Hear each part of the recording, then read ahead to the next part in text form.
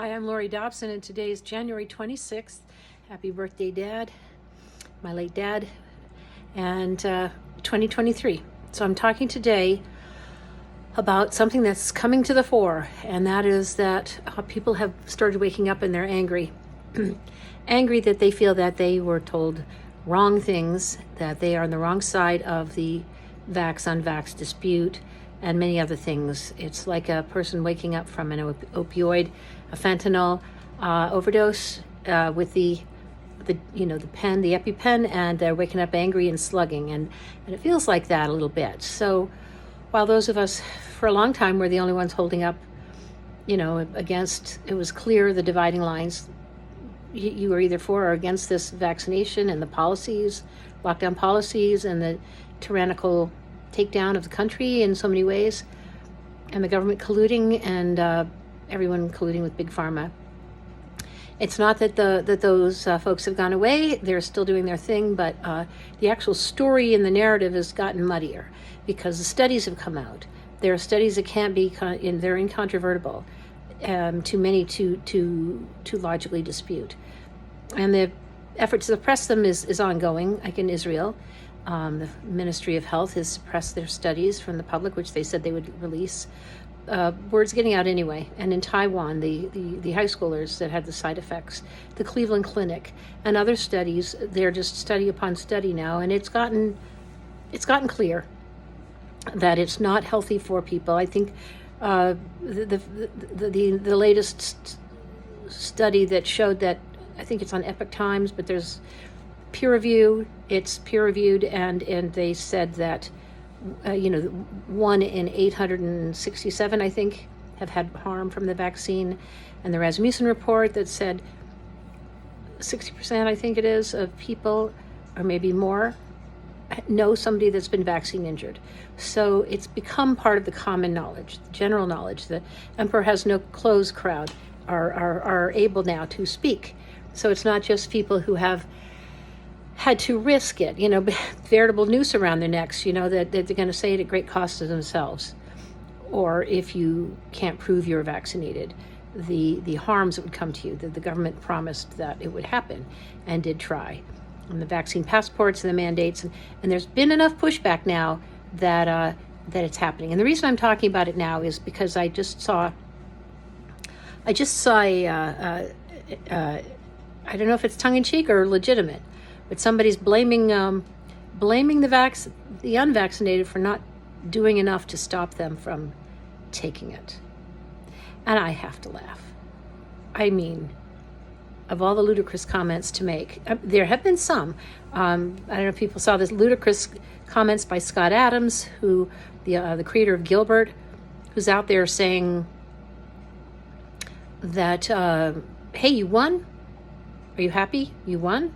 But he called it heuristic, the reason that people didn't take it because they were just against the government, that the data he had and the data we had was the same. It was just the luck of the draw, which is preposterous because there was too much going on there, too much evidence that there was evidence of malfeasance, there was evidence of doctored numbers, foul play,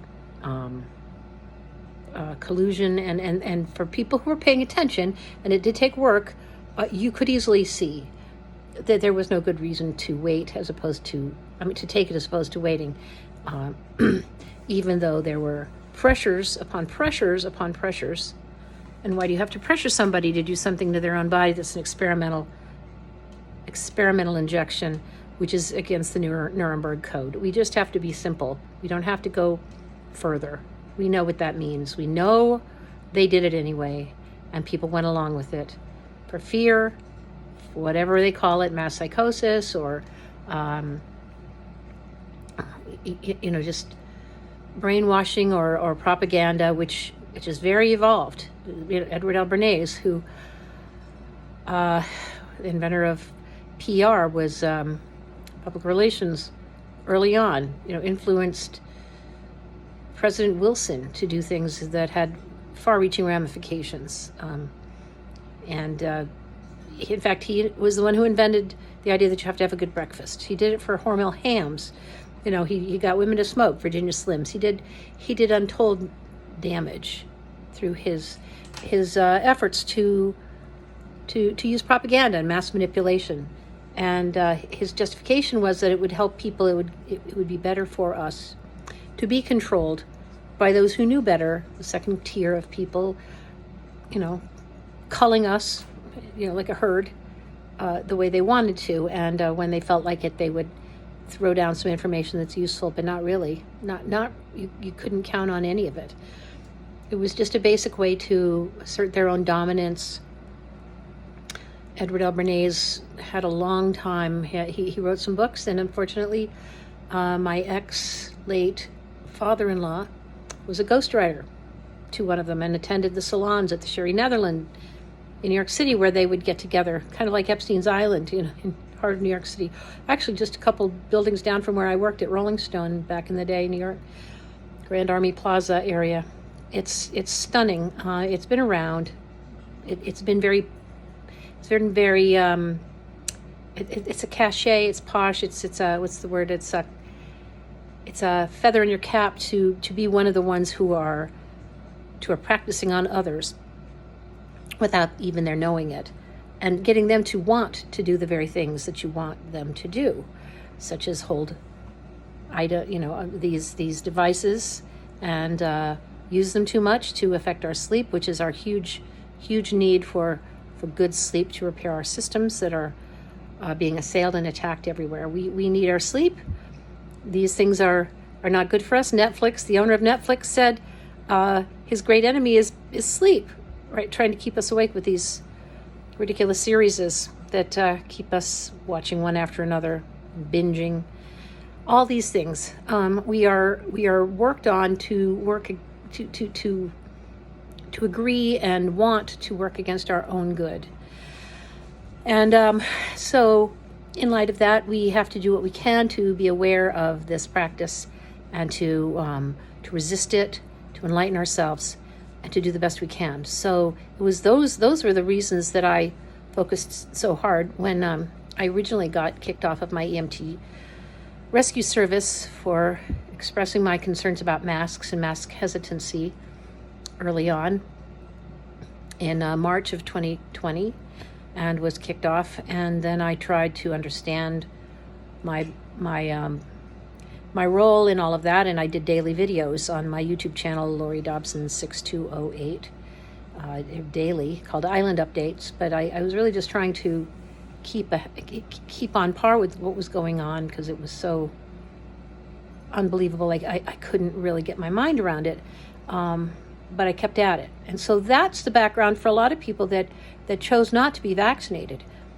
It's not that they just had a lucky draw, or they were just perversely contrarian against their government, or it was just an arbitrary and contrary decision, or that we just didn't do our homework when others did their data, but their data was misinformed. No, there was data. I'm grateful for the many people out there that have burned out, a lot of them, but they were diligent about showing all the data all the way from the beginning. And I hung on like, like a tiger, the tail on the end of the tiger, because this thing was galloping, and you had to be willing to hang in there when the fur was flying, so to speak, against the tiger of truth. I guess I could call it that. Anyway, I don't want to get too weird here. I want to stick with my point. So the fact is now that blame is being attached to those who supposedly didn't do enough. Think about it. The mental health attacks, that you're going to go through a rough winter, you're going to die, you're going to have this, you're going to have that.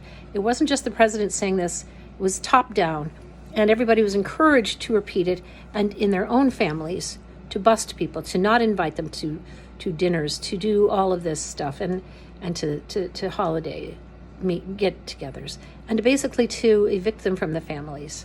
It happened to me in a small way, and I fought back and did a video on it called Thanksgiving Travesty, which did not endear me to my family at all, and has created some permanent, I hope not permanent, I pray not permanent, but some serious and deep rifts as of now, because I I was willing to go and call it out.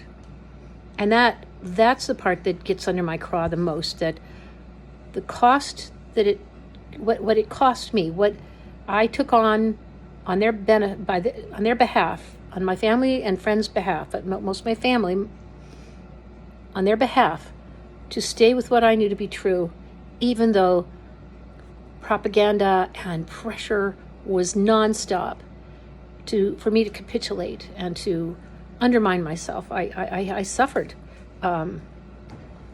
depression and anxiety.